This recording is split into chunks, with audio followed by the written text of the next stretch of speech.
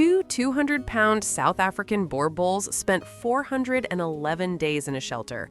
19 families came to see them. Every single one walked away. Too big, too dangerous, too much. Then one woman signed the paperwork, and 4 months later, at 3:12 in the morning, what happened inside her home proved every single one of those 19 families completely wrong. Claire Whitmore was 28 years old, freshly divorced, and living in a house that felt like it had been built for echoes. She had a steady job as a veterinary technician, a small backyard she never used, and a silence that followed her from room to room like a second shadow. She didn't need to be rescued. That's what she told herself every morning at 6:15, sitting alone at a kitchen table built for four, drinking her coffee before it went cold. On a Tuesday afternoon in November, Claire stopped by Greenfield Rescue Center on her way from work. She wasn't planning to adopt. She told herself she was just checking in on a terrier mix she'd treated the week before.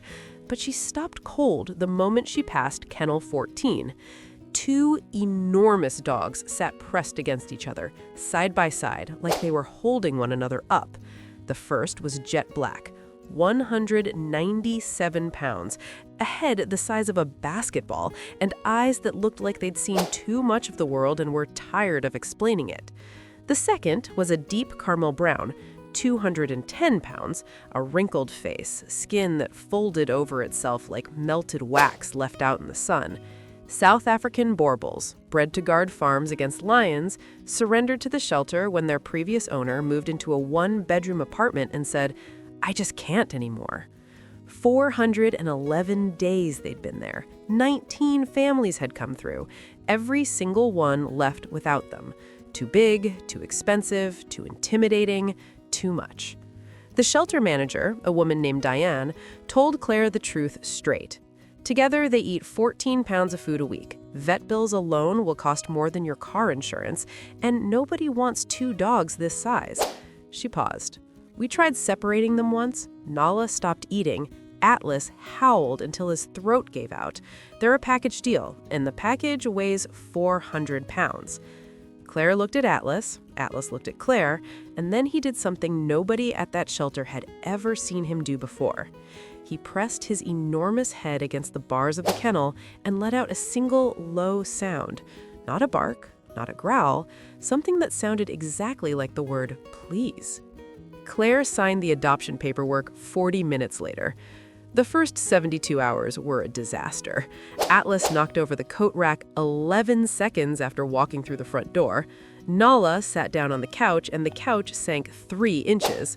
Together, they outweighed Claire's refrigerator by a considerable margin. That first night, Claire set up beds on the floor. Expensive, orthopedic, large breed beds. By 2 a.m., both beds were empty. She found Atlas stretched across the entire length of the sofa, legs hanging off both sides, snoring like a broken lawnmower. Nala had claimed 2/3 of Claire's queen-size mattress and left her a 12-inch strip along the edge. She tried to move her. Nala opened one eye, looked at her, and closed it again. The conversation was over. By the end of the first week, Claire had lost her couch, her bed, her favorite armchair, and the ability to eat dinner with 90 pounds of dog resting a chin on the table and watching every single bite. Atlas had a remarkable gift for drooling at the exact moment Claire lifted a fork. The puddle beneath his chin was roughly the size of a dinner plate. Every meal, without fail. But here's what nobody tells you about dogs like these. Behind those massive skulls and wrinkled faces is a brain that reads people like a book. And Atlas and Nala had been reading Claire from the very moment she stopped outside Kennel 14. I see you're still not subscribed. That actually breaks my heart a little. Hit that subscribe button. Trust me, you'll want to see what happens next. 3 weeks after bringing them home, Claire had a bad day. A surgery at work went wrong. She lost a 6-year-old Labrador on the table. She came home, set her keys on the counter, and sat down on the kitchen floor and cried. Atlas came first. No jumping, no barking. He lowered his 197-pound body down beside her, slow and deliberate, and put his head in her lap. Then Nala came. She pressed herself against Claire's other side, 210 pounds of warm weight, forming a wall of heat that didn't ask any questions and didn't need to. It just stayed. Claire sat on the kitchen floor at 7:43 on a Wednesday evening, sandwiched between 400 pounds of dog. And for the first time in 11 months, the house didn't feel empty. Some things don't need to be taught. Some things are just known. After that night, a routine formed, one nobody planned and nobody enforced. Every morning at exactly 6:15, Atlas would walk to the bedroom door and sneeze. Not bark, sneeze. A full-body, dramatic, thunderous sneeze that rattled the hallway walls. That was his alarm clock. Nala had her own system. She would take Claire's left slipper, only ever the left one, never the right, carry it to the kitchen and set it next to her food bowl.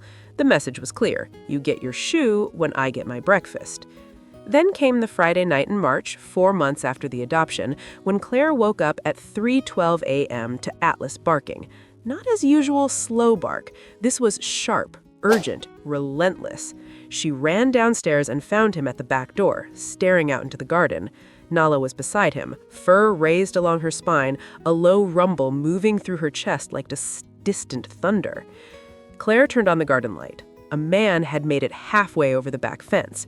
When the light hit him, he froze.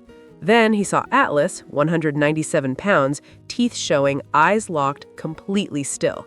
The man didn't climb back over the fence. He fell off it. He ran so fast he left one shoe behind on the other side. The police came. They found that 2 other houses on the street had been broken into that same night. Claire's was the only one left completely untouched.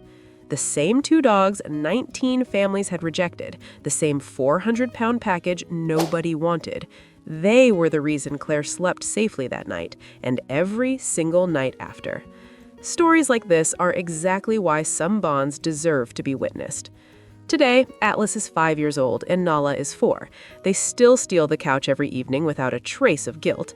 Atlas still sneezes at 6:15 every single morning. Nala still holds the left slipper hostage until breakfast is served.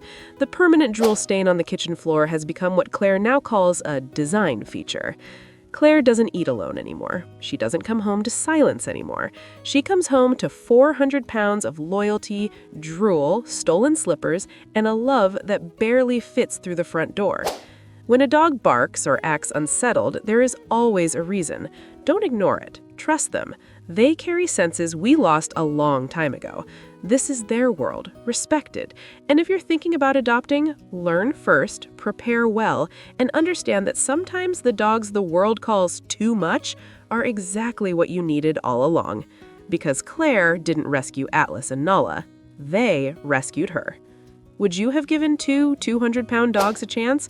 Or would you have walked away like the 19 families before? Tell me in the comments.